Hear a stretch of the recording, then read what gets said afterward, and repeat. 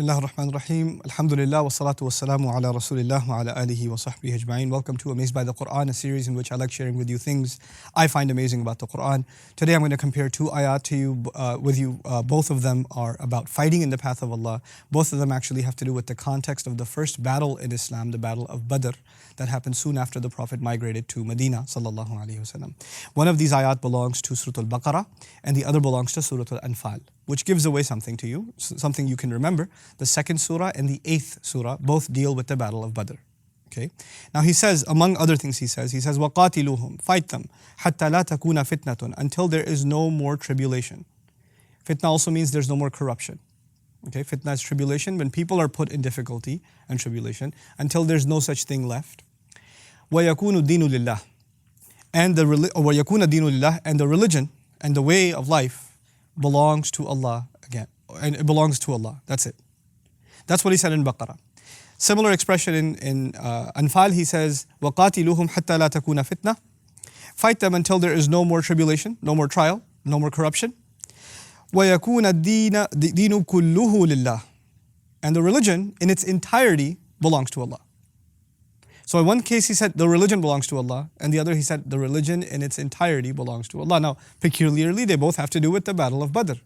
But this I wanted to share with you for a couple of reasons.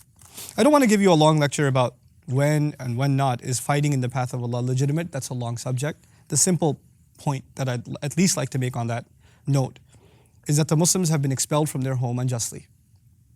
And they are now justified in fighting back from the homes from which they have been expelled without engaging in violence themselves. They are in every right to fight back for the home that they have been expelled from. Now, in that context, the Muslims are actually at that point very few in number with almost no military resources.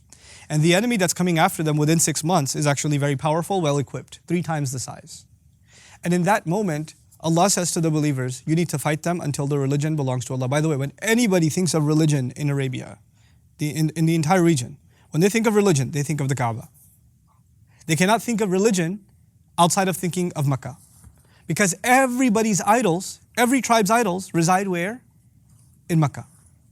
So when he says the religion belongs to Allah, for the Arab of the time, there is no difference in thinking that the religion belonging to Allah cannot happen until Makkah belongs to Allah. That can't happen. Now they're engaging in fighting, and Allah is saying, yes, you're fighting because you were kicked out of your homes, you're fighting because you've been oppressed, but you understand, you're going to keep fighting until the house is cleansed. You're going to keep fighting until the Kaaba is restored to its original legacy of Abraham. So fight them until there's no more tribulation. What is tribulation here? The tribulation of corruption that spreads from false religion. You need to get rid of these false religions in this region. وَيَكُونُ الدِّينُ لِلَّهِ, and the religion must belong to Allah. And until the deen belongs to Allah, the religion belongs to Allah. The cool thing is that this ayah in Baqarah is before the Battle of Badr. That's the difference. The key difference is this ayah is before the Battle of Badr. The Muslims don't even know how things are going to turn out. And they're already being told, you're going to keep fighting until until the religion belongs to Allah. Then they engage in the Battle of Badr. And Allah gives them victory in the Battle of Badr.